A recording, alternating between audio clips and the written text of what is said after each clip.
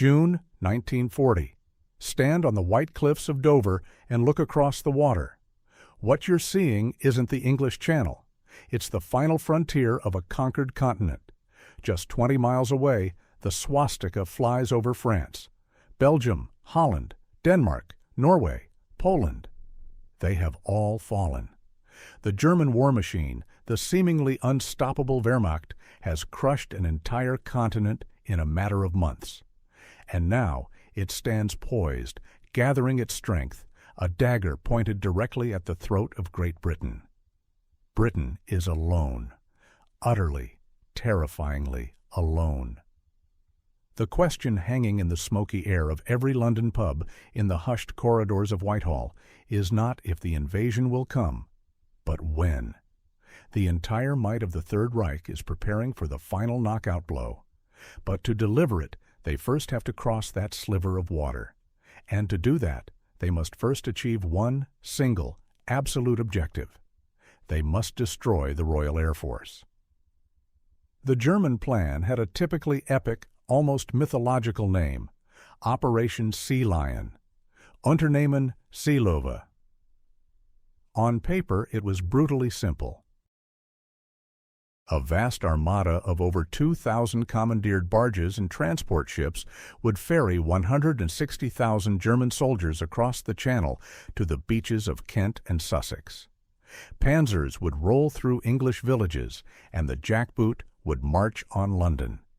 It was to be the final victory, the one that would end the war and cement the 1,000-year Reich. But Adolf Hitler, for all his fanaticism, was not a fool. He knew that sending an invasion fleet across the Channel while the RAF was still operational would be suicide. The Royal Navy was still a formidable threat, but more importantly, British aircraft could turn the Channel into a slaughterhouse, sinking his barges and the men inside them long before they reached the shore. The key, the absolute prerequisite for Sea Lion, was air supremacy. And the man tasked with delivering it was the flamboyant, egotistical head of the Luftwaffe, Reichsmarschall Hermann Göring. He promised his Führer it would be easy. His Luftwaffe was the most powerful and battle-hardened air force in the world.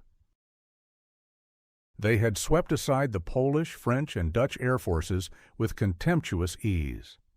The RAF, he believed, was a hollowed-out force, bled dry over France. It would be a matter of days, 4, maybe 5, to smash Fighter Command's frontline airfields. 4 weeks, at most, to wipe the RAF from the sky completely. Then the panzers could cross. The fate of Britain rested on one single, stubborn obstacle: a few hundred young men in their Spitfires and Hurricanes. The man standing against Göring's aerial armada was, in almost every way, his complete opposite: Air Chief Marshal Sir Hugh Dowding. Where Göring was loud and ostentatious, Dowding was quiet, reserved, and notoriously difficult to work with.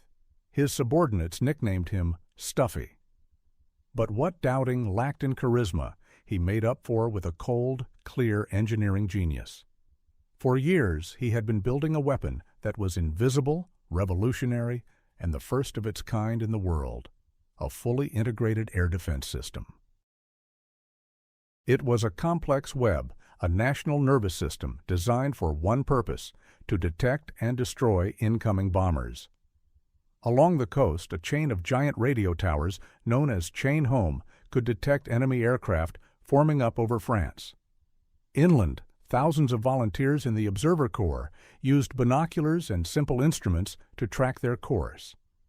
This information was all fed into a central filter room, then passed to sector operations rooms, bunkers deep underground, where Women's Auxiliary Air Force plotters moved counters across giant maps, tracking every raid in real time. From here, controllers could scramble their squadrons with maximum efficiency, directing them to the precise location, altitude, and heading to intercept the enemy. It was brilliant, it was revolutionary, and it had one catastrophic, potentially fatal flaw. All of it, the pilots, the planes, the controllers, the mechanics, depended entirely on a handful of large, static, and horribly vulnerable grass and concrete rectangles scattered across southern England. The airfields. Dowding knew that his web, for all its genius, was anchored to just a few dozen targets you could see from 20,000 feet. And the Luftwaffe was about to come for them. How do you defend a target that is, by its very nature, undefendable? An airfield is huge. It can't be hidden, it can't be moved, and it can't be armored. You can surround it with anti-aircraft guns, but a determined bomber force will always get through. The British command knew this. They had seen what the Stukas had done to Polish airfields in 1939, neat rows of aircraft, obliterated on the ground before they ever had a chance to take off. The conclusion was stark and terrifying. If the Luftwaffe concentrated its full force on the main fighter bases of No. 11 Group, bases like Kenley, Biggin Hill, Hornchurch, and Tangmere, they could be systematically annihilated. The hangars would be turned into twisted metal, the runways cratered beyond use, the operations rooms smashed. The entire Dowding system would be decapitated. Out of this terrifying realization, a radical and deceptive strategy was born. A plan rooted in a simple, almost paradoxical idea. If you can't defend your primary assets, you must make the enemy believe they don't have any others. The plan was dispersal, not just spreading planes out around the edge of an airfield, but creating an entire secret network of secondary, hidden airfields. An invisible infrastructure that would allow the RAF to absorb the heaviest of blows and strike back from places the enemy didn't even know existed. The question was no longer if the Luftwaffe would strike the airfields, but what they would find when they did. The answer would decide the fate of the free world. And it was all based on a lie. The core of this great deception was the satellite airfield. The concept was simple in theory, a logistical nightmare in practice. For every major sector station, a fully equipped base like the legendary Biggin Hill, several smaller, more primitive landing grounds would be prepared in the surrounding countryside. These were the satellites. They weren't grand air bases. Often they were little more than a few requisitioned farm fields, flattened by a roller. Some were local flying clubs or private estates. They had no permanent hangars, no concrete runways, and often no proper accommodation. Their entire purpose was to be inconspicuous, to fade into the rural English landscape. The main base, the one the Germans knew all about, would act as the nerve center. It housed the operations room, the primary repair facilities, and the command staff. But the squadrons themselves, the precious Spitfires and Hurricanes, would be dispersed among its satellites. A squadron might take off from the main base for a morning patrol, but after landing, instead of returning to the same place, it would be directed to a satellite field 5 or 10 miles away. There, hidden from view, ground crews would be waiting to refuel and rearm it. To a German reconnaissance pilot flying overhead, the main base would appear quiet, perhaps even damaged and inactive. But in reality, its fighting strength was hidden just over the horizon, ready to rise and fight again. Hiding an entire squadron of fighter planes in the English countryside is not as easy as it sounds. From the air, the clean lines of an aircraft, even painted in camouflage, stand out against the irregular patterns of nature. The solution required a level of ingenuity that bordered on theatrical stagecraft. This was the work of the Directorate of Camouflage, a bizarre collection of artists, film set designers, and illusionists tasked with making airfields disappear. The techniques were brilliant. Large hangars on the main bases, too big to hide, were painted to look like rows of terraced houses or a series of farm buildings from the air, complete with painted-on shadows, to create a convincing 3D effect. On the satellite fields, what little infrastructure existed was disguised with obsessive care. A Nissen hut used for pilot briefings might be covered in thatch and given fake walls to resemble a barn. Fuel dumps were hidden in copses of trees. The aircraft themselves were the main challenge. They were wheeled under the tree lines, their wings covered with huge camouflage nets, interwoven with real foliage that had to be changed as the seasons turned. In some cases, where natural cover was scarce, they built elaborate fake structures over the planes. A Spitfire might be parked inside a haystack made of wood and canvas, or a Hurricane might disappear into a mock-up of a village church. They even used dummy aircraft, crude wooden mock-ups, and placed them in exposed positions on the main airfields to draw the Luftwaffe's fire and inflate German estimates of aircraft destroyed on the ground. It was a nationwide sleight of hand, a magic trick played for the highest stakes imaginable.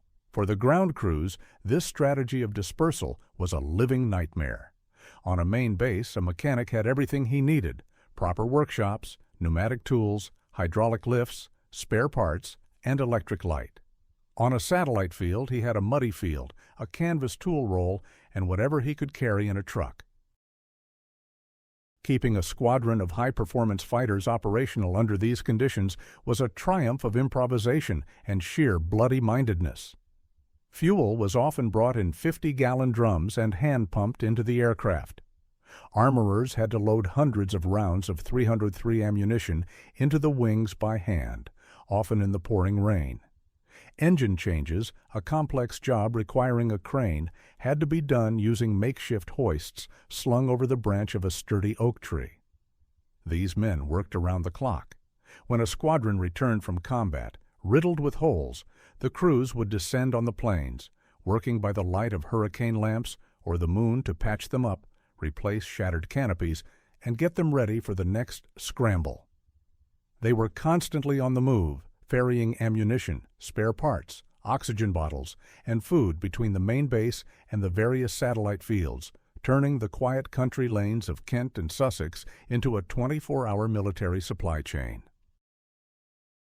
They received none of the glory of the pilots they served, but without their relentless, exhausting work, the entire deception would have collapsed within days. For the pilots, life on a satellite airfield was a world away from the relative order of a pre-war RAF station. The traditional officers' mess was gone, replaced by a tent, a requisitioned farmhouse, or sometimes the grand drawing room of a local manor house, its aristocratic owners bemused to find their home filled with young men in flying boots.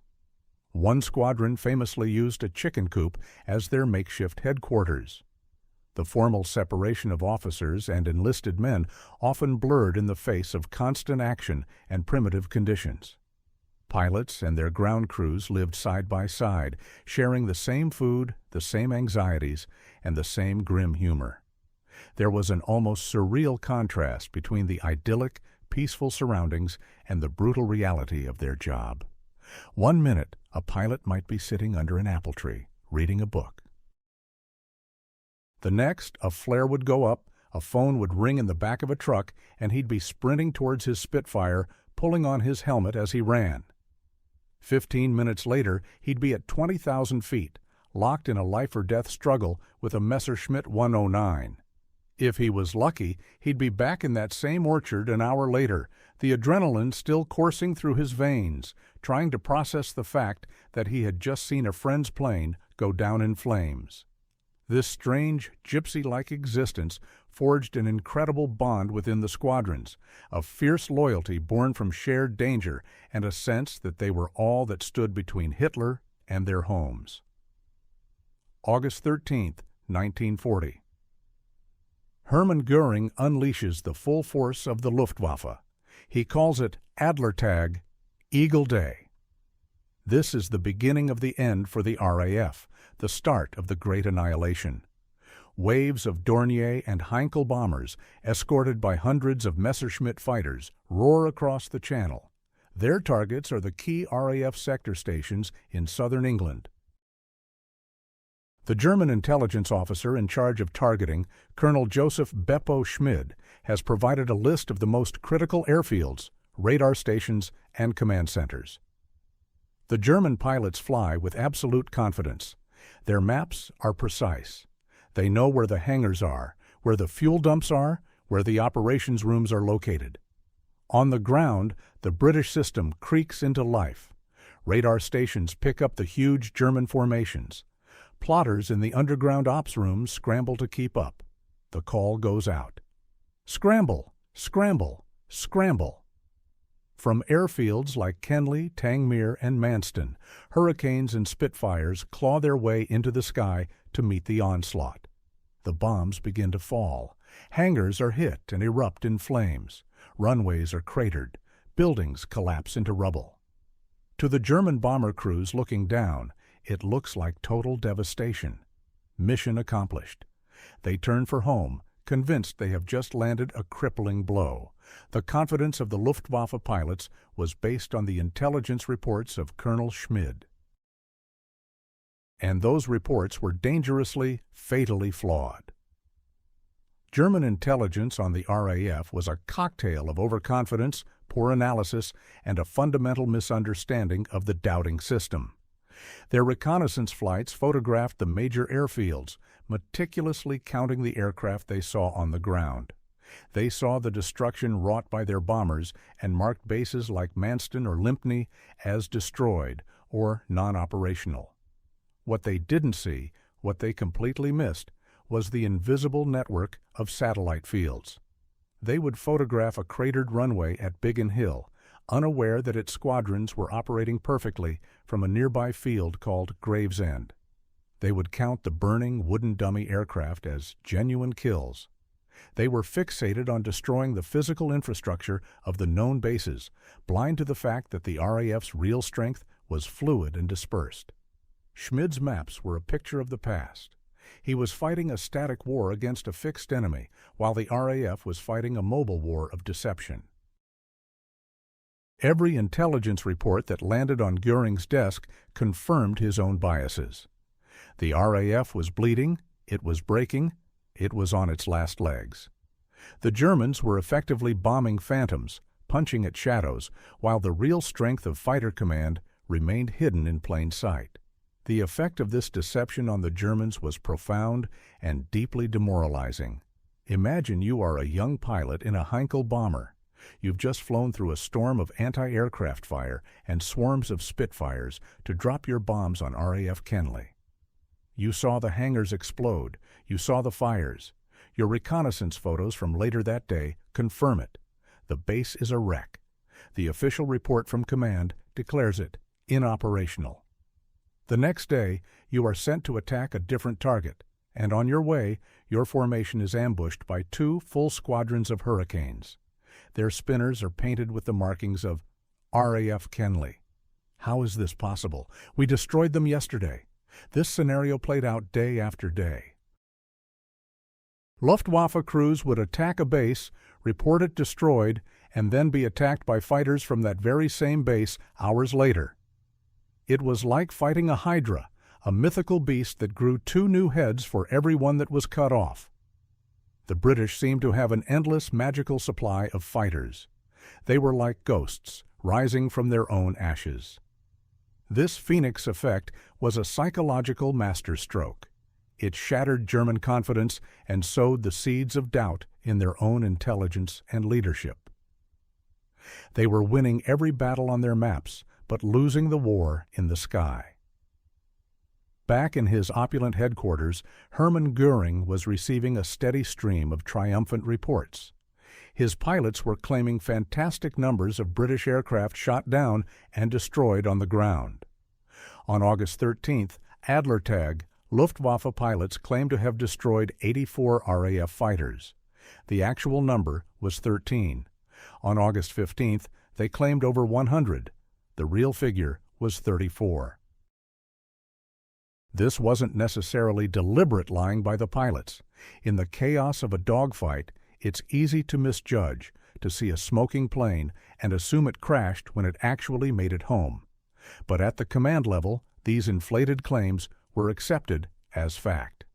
Göring and his staff were victims of their own propaganda and a classic case of confirmation bias. They wanted to believe the RAF was on the verge of collapse, so every exaggerated report was seen as proof. They built a statistical fantasy, a picture of the battle that bore no resemblance to reality. According to their own numbers, Fighter Command should have ceased to exist as a fighting force by the end of August. Yet every day, the Tommies came up to fight, seemingly in the same numbers as before. The German leadership was trapped in an echo chamber of its own making, convinced of a victory that was slipping further from their grasp with every mission. For the German pilots and bomber crews at the sharp end, the disconnect between official reports and their daily experience was becoming terrifyingly clear. Adolf Galland, one of Germany's greatest fighter aces, wrote in his memoirs about the growing sense of unease. They were told the RAF was down to its last 50 Spitfires, yet on the next mission they would be met by 60 of them. The constant, unrelenting pressure was taking its toll. The Messerschmitt Bf 109 was a magnificent fighter, but it had a critical weakness: limited range. By the time they reached London, they only had about 10-15 minutes of fuel for combat before they had to turn for home, often leaving the bombers they were supposed to protect undefended on the return journey. The bomber crews felt abandoned and exposed. They began to dread the sight of the English coast, knowing that at any moment contrails would appear in the sky above them, and the sleek, shark-like shapes of Spitfires and Hurricanes would come diving down out of the sun. The question they kept asking each other in their messes back in France was simple and laced with fear. Wo nehmen sie die alle her? Where do they get them all from? The RAF's inexhaustible reserves became a legend, a boogeyman that haunted the Luftwaffe. They didn't know they were fighting not just an air force, but a grand illusion. The British system of dispersal wasn't just a defensive tactic. It was a crucial tool for managing the most precious resource of all: the pilots. The fighting over southern England was relentless, and the strain on the squadrons of No. 11 Group was immense. Pilots were flying 3, 4, sometimes 5 sorties a day. Fatigue, stress, and combat losses were grinding them down. This is where the wider network of airfields across the country became critical. A squadron that had been battered and exhausted in the crucible of Kent could be pulled out of the line and sent north to a quieter sector in the Midlands or Scotland. There, on a peaceful satellite airfield, they could rest, train new replacement pilots, and bring their unit back up to strength. Meanwhile, a fresh squadron from the north would be moved south to take their place in the front line. This system of rotation, managed by Dowding and his staff, was like a conveyor belt. It ensured that the tip of the spear, the embattled No. 11 Group, was kept as sharp as possible. The Luftwaffe, by contrast, had no such system. Their units were kept in the fight until they were effectively destroyed or worn out. The British were able to rest and refit. The Germans were not. It was a war of attrition, and the British had designed a system specifically to endure it. While the pilots fought in the skies and the ground crews toiled in the fields, a third, equally vital battle was being waged in the factories. When Winston Churchill came to power, he appointed the formidable newspaper baron Lord Beaverbrook as the Minister of Aircraft Production. Beaverbrook was a ruthless, energetic, and brutally effective industrialist. He stormed through the bureaucracy, demanding more. He famously ran his ministry from a suite at Claridge's Hotel, cajoling, threatening, and inspiring factory managers to push production to its absolute limits. The results were astonishing. In the critical months of the battle, British factories were producing more fighter aircraft than Germany. In July, 496 new fighters were built. In August, another 476. In September, 467. Crucially, in almost every month of the battle, production numbers exceeded the number of fighters lost in combat. This is where the dispersal strategy played another vital role. Every new Spitfire or Hurricane that rolled off the production line was a prime target for the Luftwaffe. But instead of being sent to the huge, obvious main bases, they were flown to dozens of scattered maintenance units and satellite fields, where they were hidden away, fitted with guns and radios, and absorbed into the system, safe from German bombs. While Göring believed he was slowly bleeding the RAF to death, Beaverbrook was giving it a constant, life-saving transfusion of brand-new aircraft. Despite the success of the dispersal system, by the last week of August and the first week of September, Fighter Command was stretched to the breaking point. The Luftwaffe, frustrated by the RAF's refusal to die, intensified its attacks on the sector stations of No. 11 Group. They were relentless. The attacks came day after day, around the clock. Even with the satellite fields, the damage to the central command and control infrastructure was becoming critical. The sector station at Biggin Hill was hit 6 times in 3 days. Its operations room was wrecked, and controllers had to run the battle from a local butcher's shop. Manston was so heavily cratered it had to be abandoned temporarily. For a few desperate days, the system was on the verge of collapse.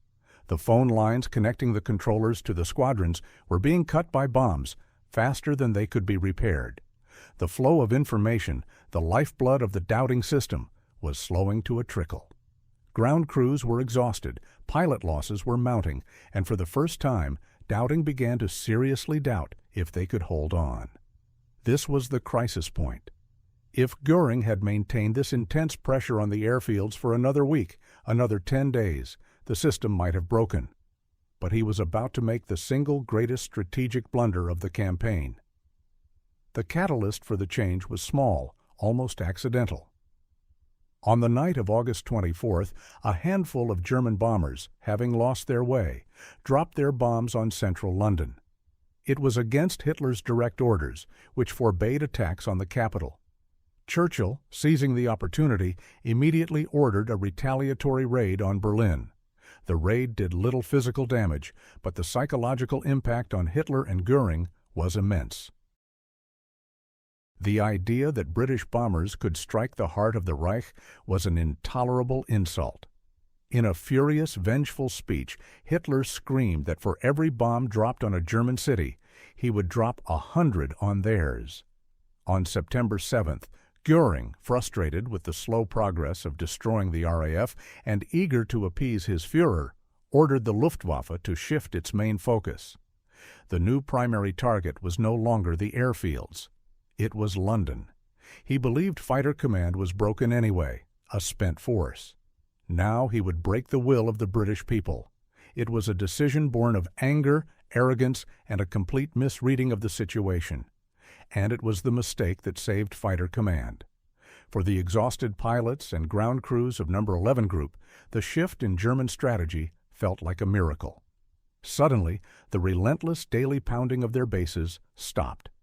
The sirens still wailed, but the vast formations of German bombers were now flying past them, heading for the sprawling target of London.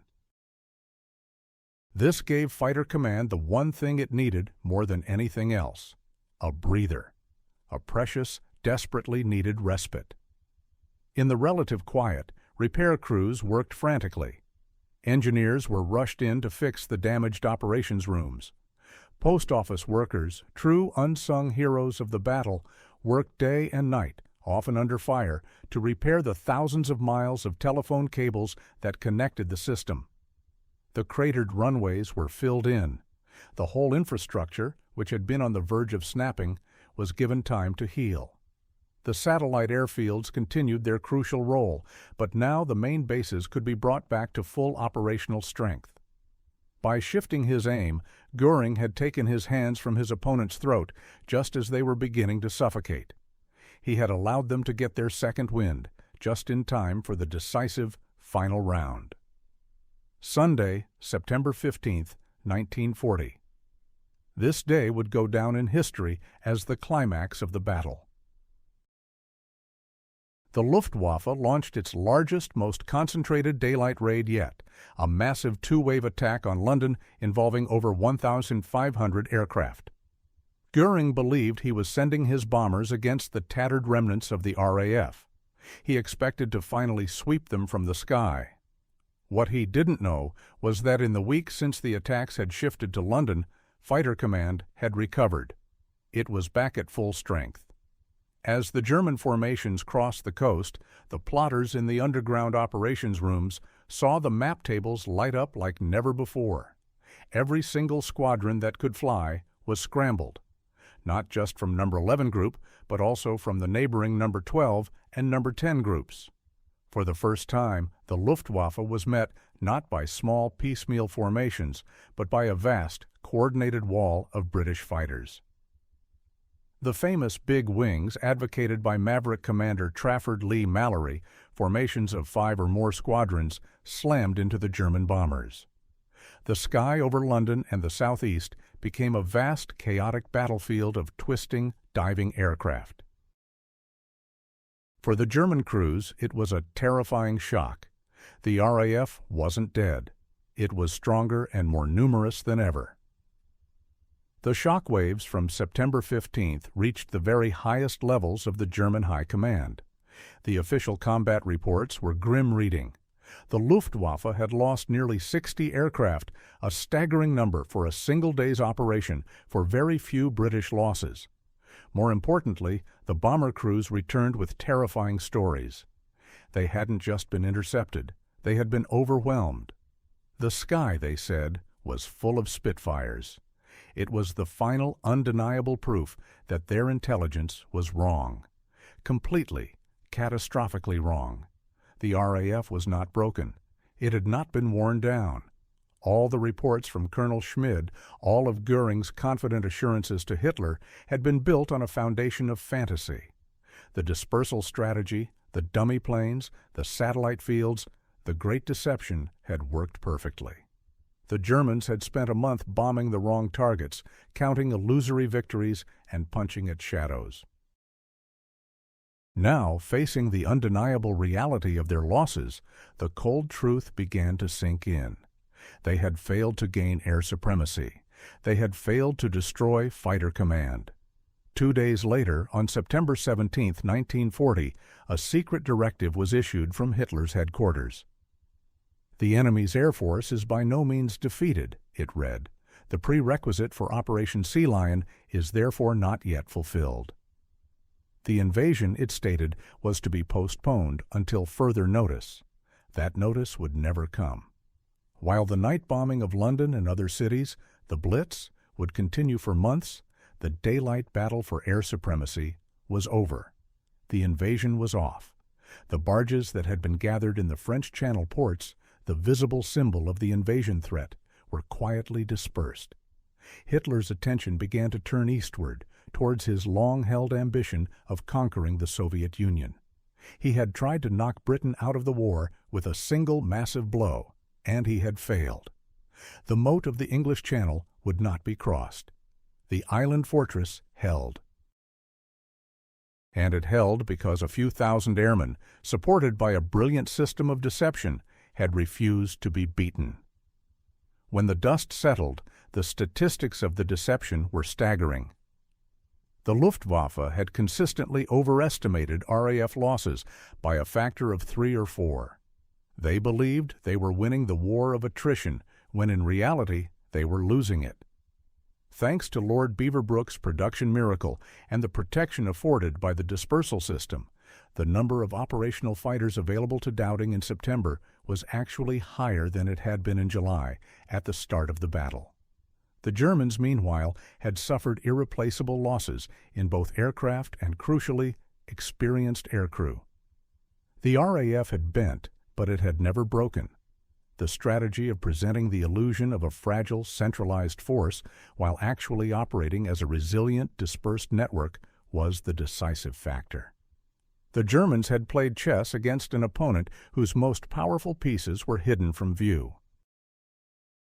They had attacked what they thought was the king, only to find it was a pawn, while the real king directed the battle from a place they never even knew existed.